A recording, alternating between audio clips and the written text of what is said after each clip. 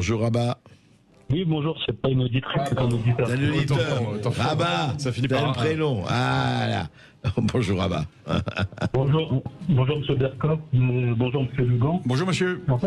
En fait, moi, ma question elle est plus positionnée sur le Maghreb, en particulier l'Algérie. Ouais. On entend souvent que l'Algérie, avant 1830, n'existait pas. En fait, je voulais que vous m'éclairiez sur ce sujet. Ouais. Oui, j'ai écrit un livre sur la question qui s'appelle Algérie, l'histoire à l'endroit. J'explique. Voyez, le grand paradoxe, c'est qu'en Algérie, nous avons eu des principautés brillantes. Tlemcen, Bougie, brillantes principautés, mais qui n'ont pas débouché sur la constitution d'un État. Au Maroc, nous avons eu Fès et Marrakech qui ont débouché sur la constitution d'un empire.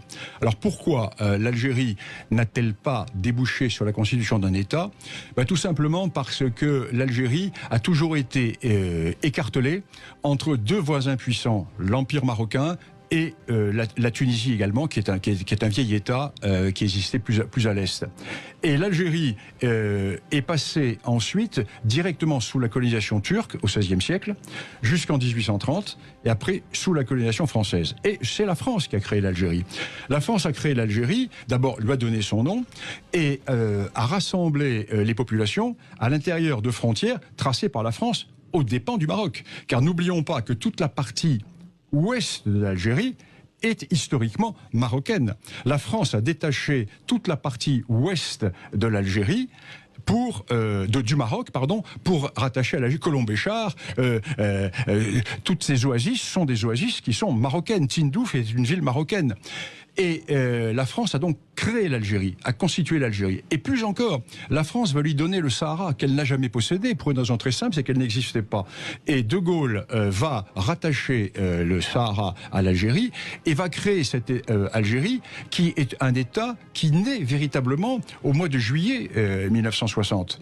C'est le grand problème du Maroc et de l'Algérie, le grand problème de l'opposition entre ce vieil État marocain millénaire qui existe. Savez-vous que quand Hugues Capet est élu roi de France, Au 987. 987. Et quand Hugues Capet est élu roi de France, la monarchie marocaine existe depuis 2 siècles. Les Idrissides existent depuis le début du 8e siècle.